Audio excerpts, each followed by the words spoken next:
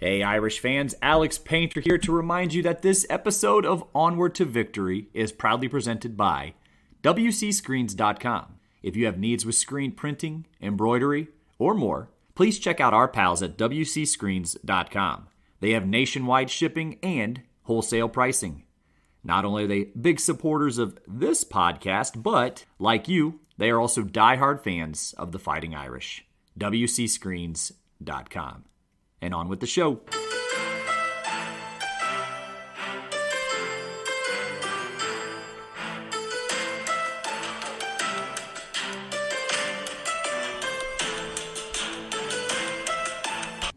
All right, level with me here for a second. Raise your hand, nod your head, or even give the infamous finger pistol if you have stepped foot in that ever so notorious neighbor of Notre Dame. Yes, friends, I am talking about the Linebacker Lounge. Now, hopefully, if and when you have provided patronage to the establishment, you are of legal age, but maybe a story on that later. Anyways, today's offering is about the early history of the linebacker, as well as its, we'll call it an inexorable connection to Notre Dame football. So buckle up those chin straps, Irish fans. This is Onward to Victory.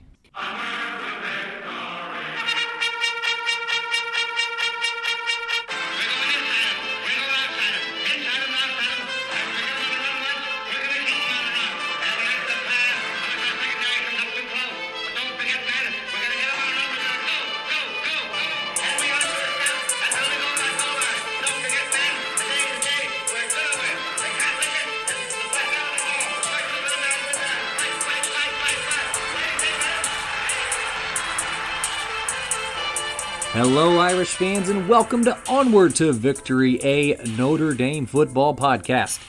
My name is Alex Painter, and welcome to the 83rd episode of the show. I have quite an offering for you today, perhaps a bit lighter fare than we generally do around here, but today, as I mentioned in the show lead, we are going to be talking about the Linebacker Lounge and its early origins. But I hope that everyone has had the opportunity to listen to last month's 4th anniversary special where I had the opportunity, really the pleasure, to speak with former Notre Dame quarterback and All-American Terry Hanratty. He was awesome, very gracious with his time, and gave us some really fantastic insight. So if you haven't already, go back and give it a listen. I implore you.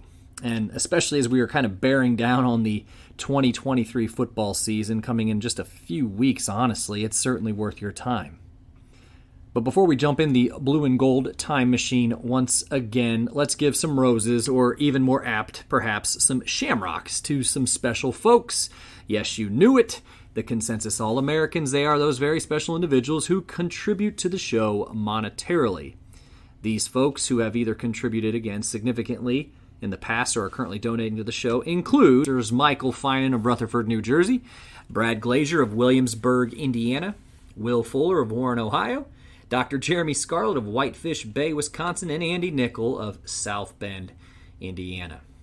Thank you all. And if you'd like to join the ranks of the Consensus Americans yourself, please feel free to visit the virtual collection baskets at paypal.me/onwardtovictory or patreon.com/onwardtovictory podcast.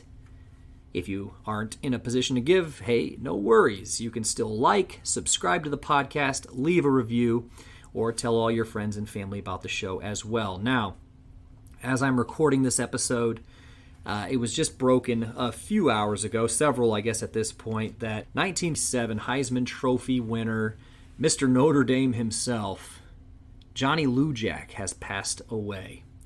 Rest assured, I will be doing an episode about Mr. Lujack. He's very special to the program, to the history of Notre Dame, and just a beacon of that spirit of Notre Dame that we'd like to talk about here on the show. And there's going to be tributes pouring in. You know, he was a fantastic college football player. He was a really good professional player. He was a World War II veteran and an excellent ambassador for Notre Dame over the past 6-7 decades. 7+ decades, really, now that I'm doing the math in my head. So the tributes are going to be pouring in. Rest assured, Onward to Victory will be doing something for Johnny Lujack, a hero of the shows even. But I'm going to kind of take maybe a different angle, find a different story, maybe a chapter of his life not often told, but that one that is telling of the kind of person that he was. He was magnificent. So that's going to be coming before the season starts, rest assured. So rest in peace always to Mr. Johnny Lujack, died today, July 25th, 2023, at age 98. All right, but to the task at hand for now. To get everyone acclimated, the Linebacker Lounge is situated, about a 15-minute or so walk from Notre Dame Stadium to the southeast. But really, though, if you cross the street, which is East Angela Boulevard, you're already in the shadow of the baseball and softball stadiums, as well as the track and field facility. It's honestly one of those places that you are about as close as you can get to campus while still being off campus. And personally, I have been there a few times, I suppose, over the years. And listen, it's a cool place, mostly because it's been around for so long and it's so close to Notre Dame. So I definitely think it hits people in that nostalgia bone quite a bit. But yeah, I mean, other than that, and I don't mean this as a slight, it's just kind of your typical neighborhood bar. And speaking of, I'm actually cracking open a Yuengling for this one. Because yes, we are talking about a bar, but we are also talking about a good Pennsylvania man today. And though Pottsville and Pittsburgh are a couple hundred miles away, they still have very close ties. And, well, for today, Yuengling is just going to have to do. So for this first bit, I assume the statute of limitations has passed, which is a great way to start any anecdote, right? But the year was 2015. It was actually in February because it was right after Father Hesburgh had passed away, and I was in South Bend on a work trip, actually. But as it were, I was successful in sneaking in my then 18-year-old brother, Colton, who had accompanied me on said trip. So we were obviously well-behaved, and we didn't stay too terribly long. And I think since we have both kind of battened down the hatches, so to speak, but we were both possessive, especially at the time, a bit of a rebellious streak. The only difference was Colton was young and just following his older brother, who probably insisted everything was going to be cool. So I had no excuse for such a move. I was plenty old enough to know way better, but still a fun memory, and not to be too self-critical here. People sneak into bars all the time. My wife have been into the backer, and it's just always been a great time for us as well. But anyways, what is the provenance or origin of the Linebacker Lounge? To begin our journey, let's head to Greater Pittsburgh, Van Voorhees, Pennsylvania, to be exact. So we're talking just a bit south of Pittsburgh, but there on January 18th, 1939, a gentleman named Myron Pottios was born, and he would later become a four-sport star at nearby Charleroi area high school. Myron, or Mo, as he would later be commonly called, was just a stud athletically in high school.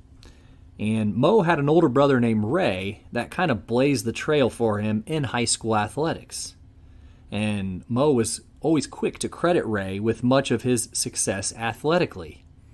To that effect, listen to this. This is from a 2016 issue of the Herald Standard. Quote, "Ray taught Myron how to train back in a time when there was no sophisticated systems in place. He would improvise," said Myron, who added that in order to get the effect of lifting weights to build muscles, he'd push me around in a car to build his legs to gain lower body strength. For squats, he would put me on his shoulders, and then he would do the squats. We didn't have weights, and I continued to do that when I got to high school, end quote. And not for nothing, Ray would end up at Penn State, where he was a wrestler, and then he would later become the winningest coach at Lewisburg High School, which is about an hour from State College, but Ray in his own right would become a Penn State legend. So just to get reacclimated, again, we are talking about that area south of Pittsburgh along the Monongahela River, and I always hope I'm pronouncing that correctly, but Mo ends up taking three of his teams, football, basketball, and baseball, to the Pennsylvania State Finals as a senior in 1956-1957. And he also competed at the state level in shot put and discus. So though they finished state runner-up in all three team sports, Mo caught the attention of a certain head football coach at Notre Dame named Terry Brennan. At the time, Mo was 6'2" and about 215 pounds of sheer toughness. You can tell, especially at that time, 6'2", 215 pounds, that probably went over pretty well with the college scouts. But just to interject for a moment, Van Voorhees, which is today less than 170 people, was a place where toughness was evidently bred. It was a coal mining town, which were also sometimes called coal camps, and for lack of a better phrase, these were kind of the epitome of a one-horse town. So unfortunately for Van Voorhees, their mine actually closed about 6 months before Myron was born. So just to reiterate, this would have been cataclysmic for the vitality of Van Voorhees. So these folks were hard scrabble, man, because they kind of had to be. And should you want to move to Van Voorhees today, you can actually buy a home on, yeah, you guessed it, Pottios Drive.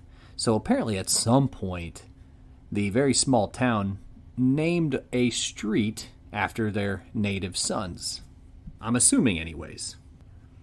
So back to Notre Dame, the humbleness of Pottios resumes as he is this time, even 6 decades after the fact. Quote, "So I'm this kid from Van Voorhees, and he's Terry Brennan, coach of Notre Dame, sitting in my living room with a potbelly stove, talking to me about going to Notre Dame." End quote. Again, this is according to the Herald Standard, but Pottios ultimately decided not to go to Penn State like his older brother had, but to go with Brennan to the University of Notre Dame. And, believe it or not, Mo was not the only kid from his area who went to play football at Notre Dame that year. His high school teammate, Bill Pence, also signed on. During the 1957 season, Mo's freshman year, it was best known for Notre Dame's upset win over Oklahoma to break their 47-game winning streak. I got an episode about that. Check it out if you're interested. But Pottios and Pence were on the freshman squad, as I mentioned, in the 1957 Football Review summed up Mo's work as follows, quote, "Two of the most impressive players in the fall practice sessions have been Bill Mack and Myron Pottios. Pottios is a strong 6'2", 215 pounds, and hails from Van Voorhees, Pennsylvania. He excels on defense in his middle linebacker position while also showing great ability as a hard-running fullback." But on the freshman squad that year, there were actually 5 players. So he was one of the first 2 listed there. So that means Mo was indeed standing out amongst the crop. But the following season, 1958, this was a 6-4 campaign out of the Irish. Mo actually broke into the starting lineup as both an offensive lineman and a linebacker. So we're not suiting up at fullback anymore, but rather Coach Brennan opted to use Mo's size and physicality and toughness and strength up front on the line. But on defense, he intercepted a pass, logged 32 tackles, and he recovered a fumble as well. So not too shabby there for the sophomore. And this was in a season that was actually cut short because he had a shoulder injury. However, the Notre Dame administration went in a different direction. They were tired of what they thought were lackluster results out of Terry Brennan, who was, of course, unfairly expected to be the second coming of Frank Leahy, and Leahy was actually very vocal critic of Brennan's, actually. So Brennan's contract was not renewed. Now, Onward to Victory is a big Terry Brennan fan, and so I say this to say perhaps he was treated unfairly towards the end of his tenure. But if the Notre Dame administration thought that the football was bad, and it wasn't, under Terry Brennan, well, they were in for a little treat once Joe Kuharich was hired, who was succeeded Coach Brennan.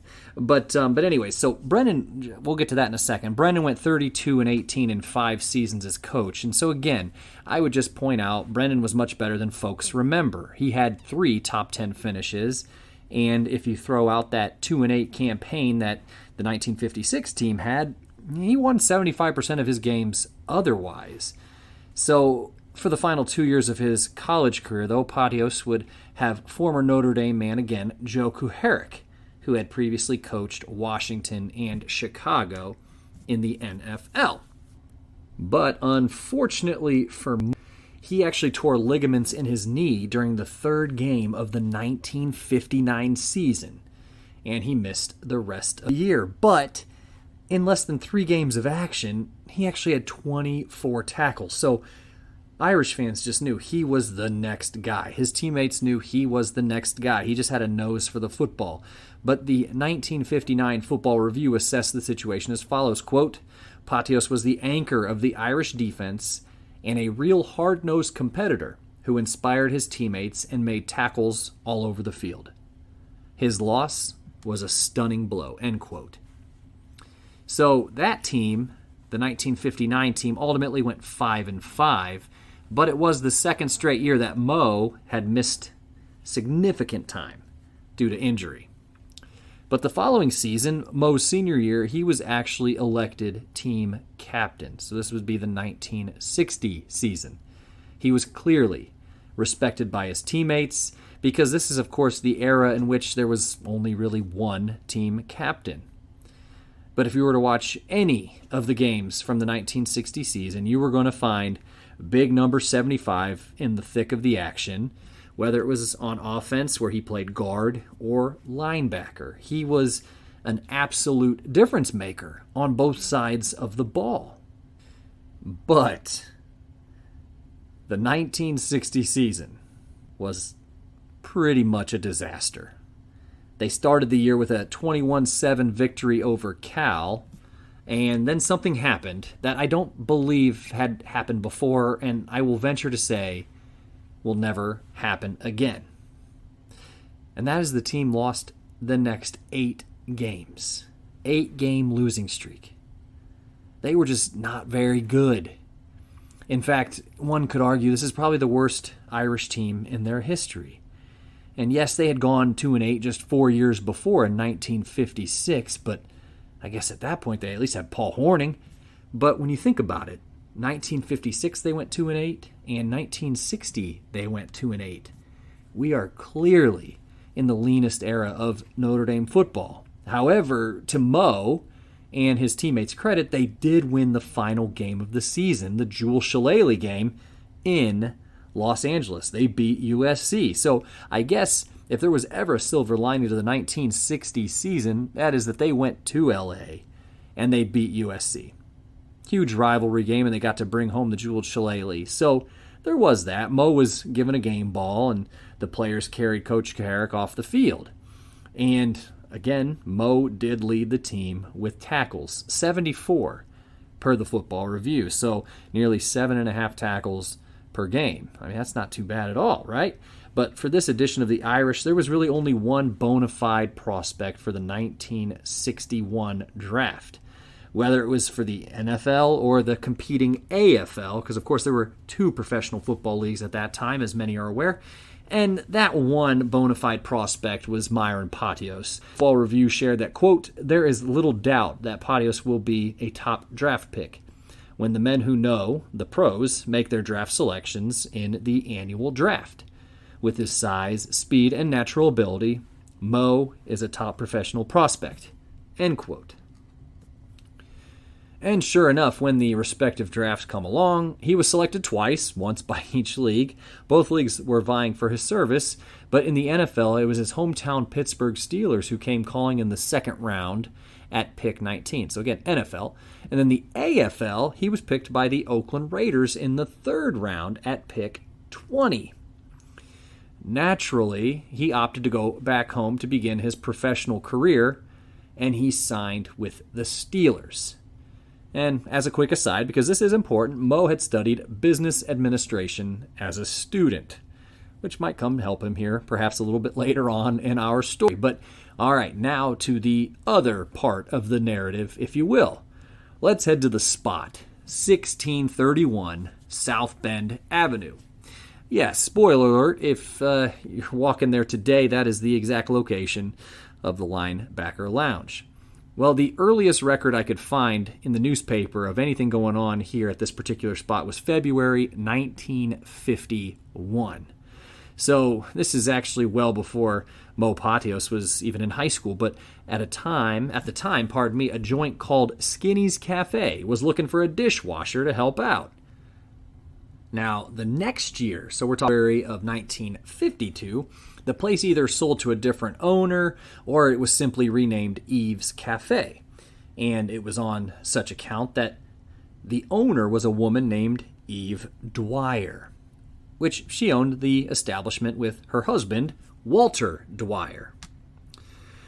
Now, across the memories of folks in South Bend, Eve's is what may resonate for some people who may have been around long enough. But throughout the summer of 1952, Eve's placed help wanted ads in the South Bend Tribune for car hops. So that certainly gives you an idea. They weren't just a place where people went inside to eat, but rather patrons could also be served in their cars.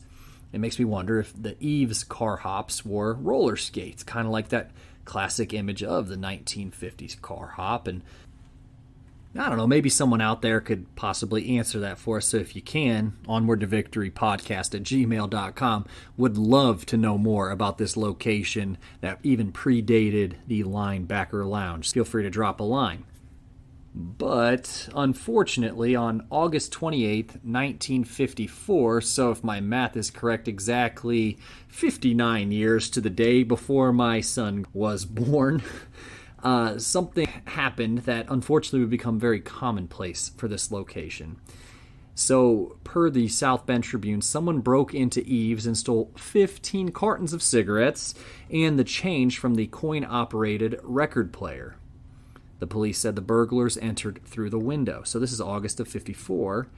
And unfortunately, this was going to happen again and again. In September of 1955, the South Bend police corralled a gang of juvenile delinquents, all aged 14 to 17 years old, who admitted to robbing 6 South Bend area establishments and stealing 5 cars.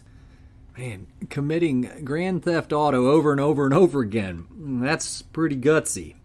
But anyways, one of the places they knocked over was Eve's Cafe.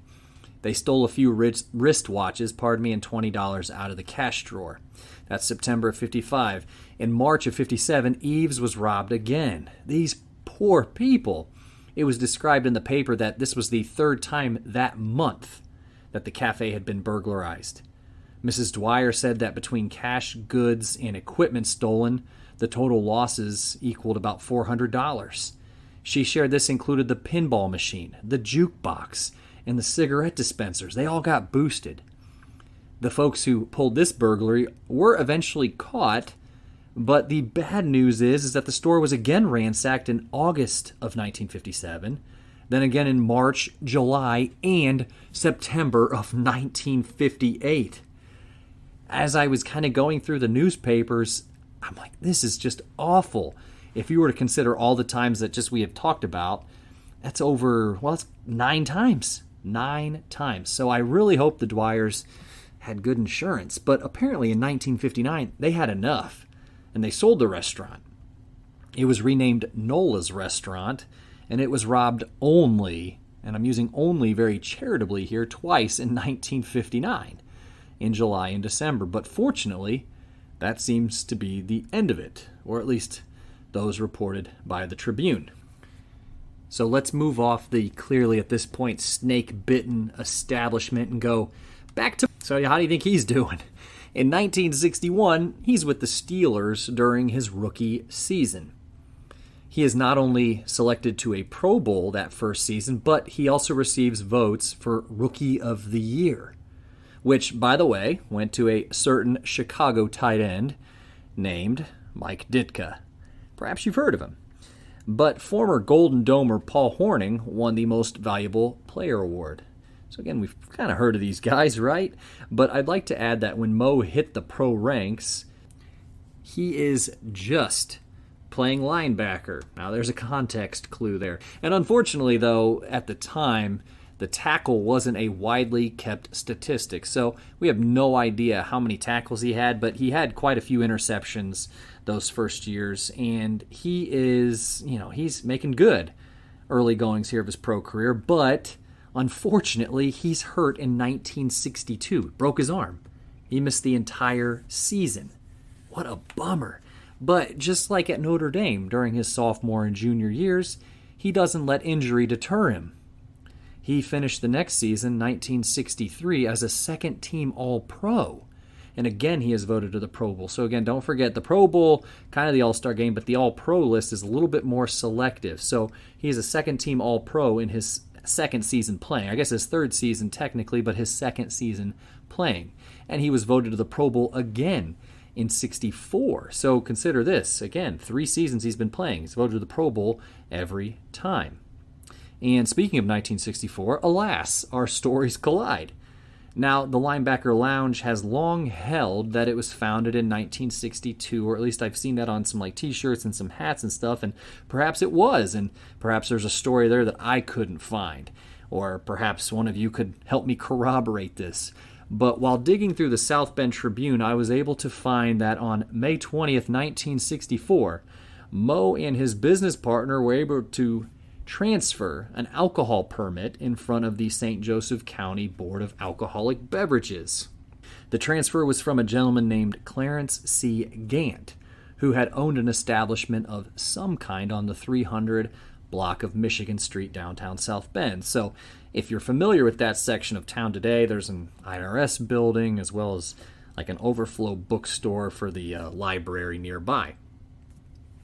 But anyway, the permit is transferred to Mo as the proprietor of the Linebacker Inn, which I know some folks still call the Linebacker Lounge the Linebacker Inn because it was known as the Linebacker Inn for a long time, and there's still some signage that refers to it, as the Linebacker Inn.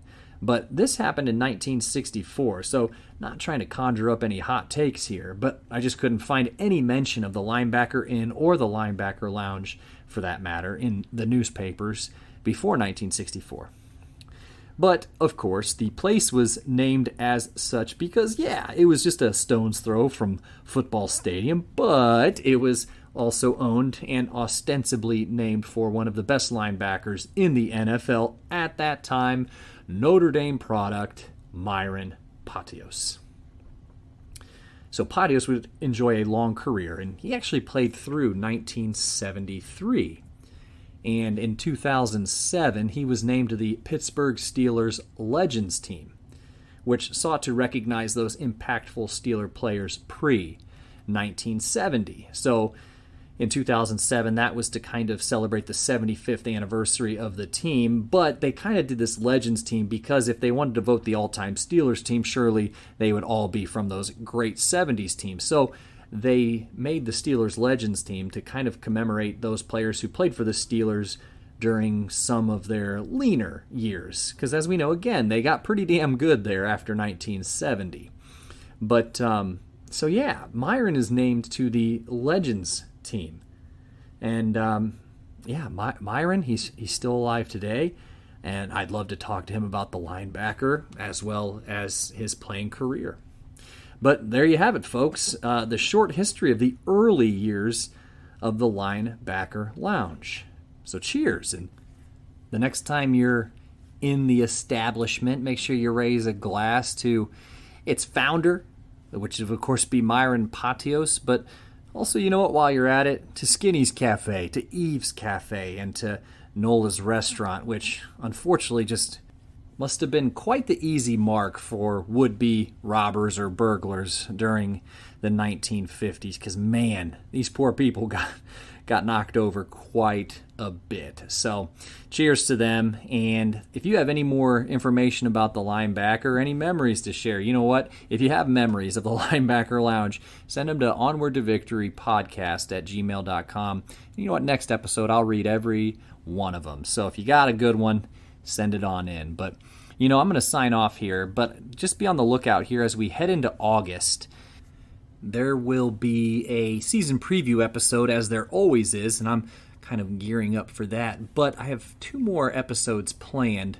Other than that, as I mentioned, the Johnny Lujack tribute episode is coming. I think that's going to be a really important one. And like I said, I'm just striving to find something that's a little bit different as far as a tribute is concerned. And from what will obviously be pouring in here for the next coming days, I should say.